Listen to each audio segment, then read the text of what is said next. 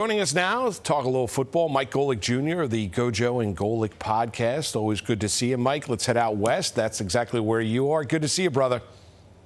Good to see you, and I appreciate you bringing me on TV right after my doppelganger, Brian Dable. Every bald-bearded white man looks the same. This is just further proof you guys of that. have both gotten into tremendous shape as well, so there's that connection. Pilates.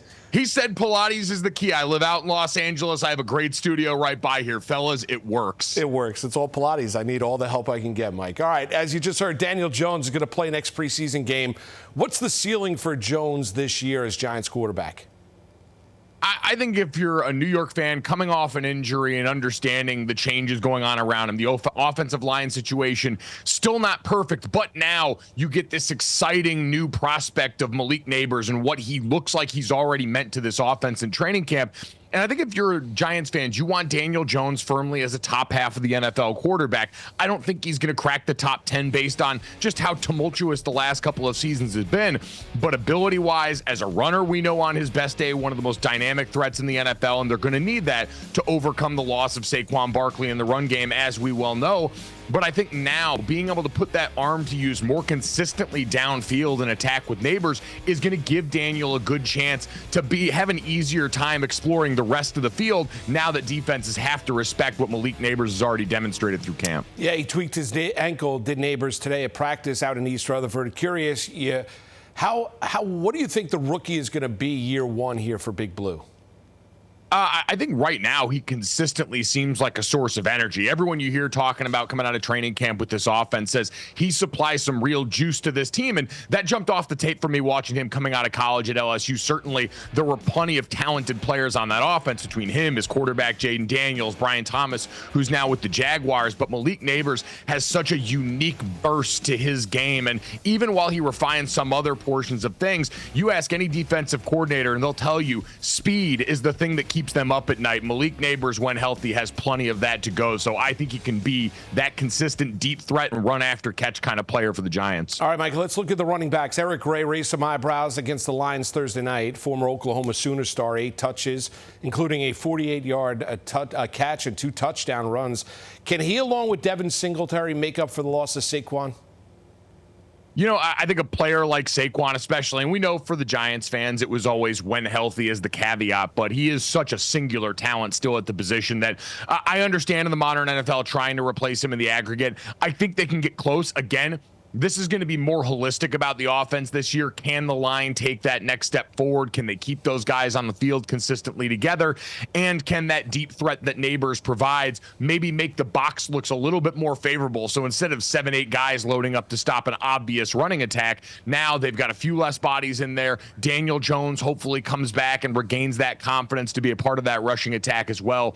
And I think with all those factors combined, those two in the backfield with some of what we saw there, that explosive potential, can certainly go a long way in trying to replace that and collectively. Mike, over to the defense. Do you think Burns, Kayvon, Lawrence up front can make up for the concern that Giant fans have for the back end of that defense and that secondary?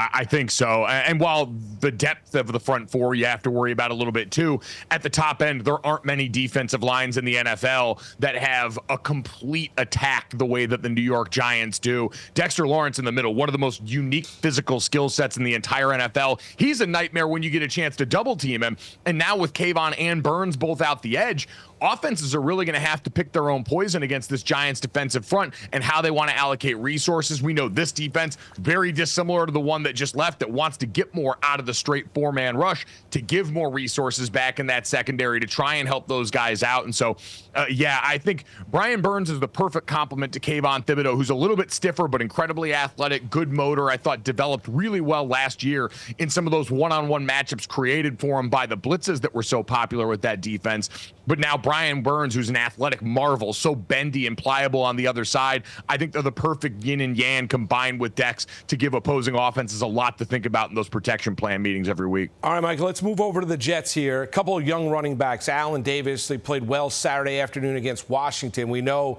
obviously, they have their stud running back and their starter in Breece Hall. But what do you see from those two running backs in terms of providing depth for this team? Man, Braylon Allen, you see exactly what you saw at Wisconsin, right? That's a physical dude, and everyone on that team respects what he brings. I think I saw Robert Saleh say he's a hard guy to tackle and get down in open space for second-level defenders. And so I think we've always heard those thunder and lightning combinations in the backfield, and just the amount of different things Breece can do for you obviously stands out. But having a guy that can come in as that sort of off-speed pitch that still sets a physical tone, I think going to be important for this Jets offense, no doubt. All right, how about Aaron Rodgers? I asked you about Daniel Jones. Do you need to see Rodgers this preseason, and what do you expect him coming off the lost year from a year ago off the torn Achilles? I don't need to see him. No, I think for Aaron Rodgers, he's such a proven commodity at this point. Now, if Aaron wants reps, and we saw this is a bit of the discrepancy when Rob Saleh came out and said, hey, we're not going to play Aaron in the preseason. And then Aaron says, well, I wasn't privy to that conversation.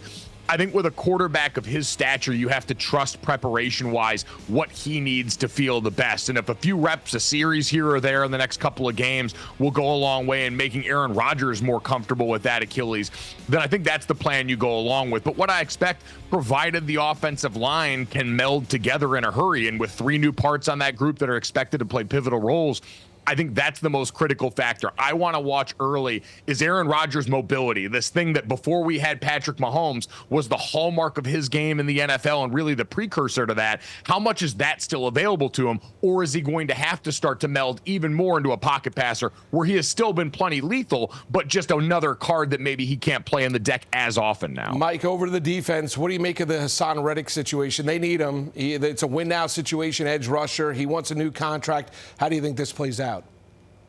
Yeah, I think they're going to have to concede at some point here. I'm surprised it got this far. Usually when you make a trade like this, there's an understanding that that deal is almost already hammered out. We've seen that play out very publicly in a different position with Brandon Ayuk and the 49ers, where he's been negotiating with teams that would potentially be trade partners for them. So I think this is about the one misstep for the offseason for the Jets and allowing it to get to this point. But like you said, unfortunately, you pushed all your chips into the middle of the table the minute you brought Aaron Rodgers over here. You needed to supplement the pass rush again after some losses this offseason. And so I think doing whatever you can to get Hassan Reddick here and now, and then worry about your cap situation later on in 2 years when you're already going to have plenty to worry about in rebuilding this team post Aaron Rodgers anyway. Mike, last one for you. You do a great job breaking down candy bars on social media. What's your top candy bar?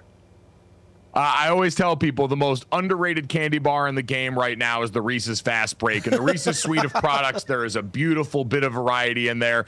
But I think at the top of it, it provides you a little bit of everything. It's got solid girth. It's got a little bit of texture mixed in there to make it fun for you here. Good peanut butter to chocolate ratio. It's the ideal prospect, a first rounder every time. Mike Golic Jr., Gojo and Golic podcast. Check it out. It's a fantastic listen. Mike, thanks for spending your Sunday with us. We appreciate it.